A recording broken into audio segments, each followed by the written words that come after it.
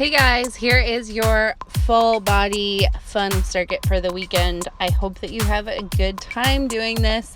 I'm going to give you some suggestions kind of based off your fitness level and the time that you have available. This should take you about half an hour, 35 minutes in total.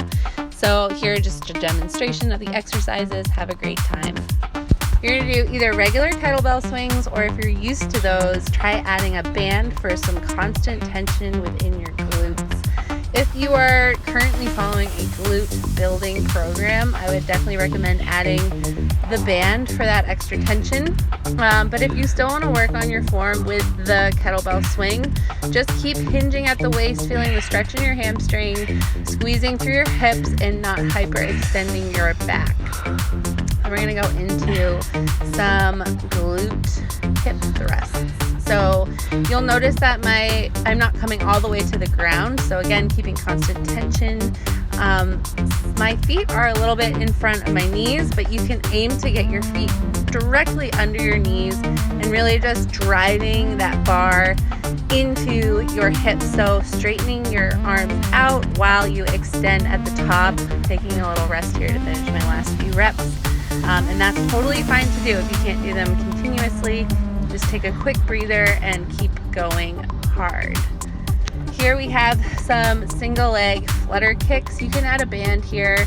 I prefer not to do with a band because it starts to get into my lower back. So I'm really driving my pelvis into the surface, trying to keep my legs straight and really just elevating my leg with my glute muscle.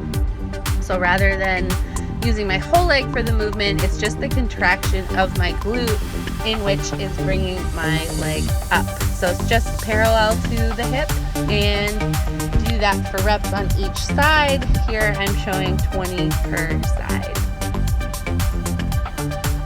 So then you're gonna go into some medicine ball squat jumps with a slam, so overhead. Now when you're choosing weight, just choose the weight based on the reps. So if the reps are high, you definitely want to keep the weight moderate to light because this is a different kind of endurance here. We want to just make sure we're getting through the reps, getting our heart rates up, and using our muscles in a different way than we have been throughout the week in our strength programs. Here we have a medicine ball transfer. So you're going to keep your knees at a 90-degree angle, flex the toes, keep your feet a good,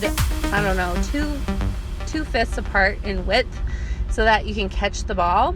And then make sure that your shoulders are coming off the ground in order to reach the ball and take the ball back away.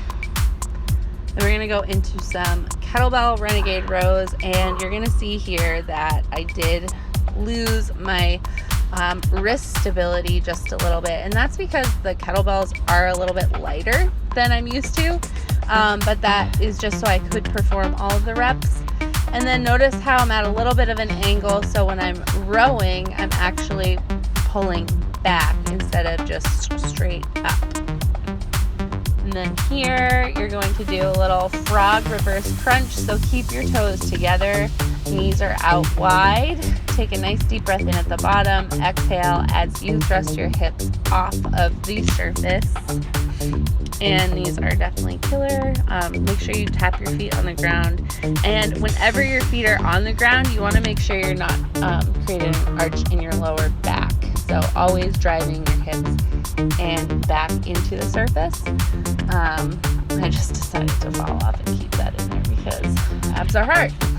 And then here we have a push-up with a leg going through, so a cross leg.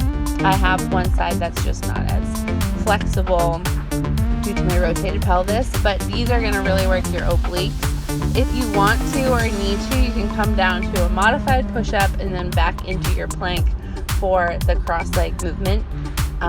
But yeah, I got about 12 total each round here. So 12 to 15 is great.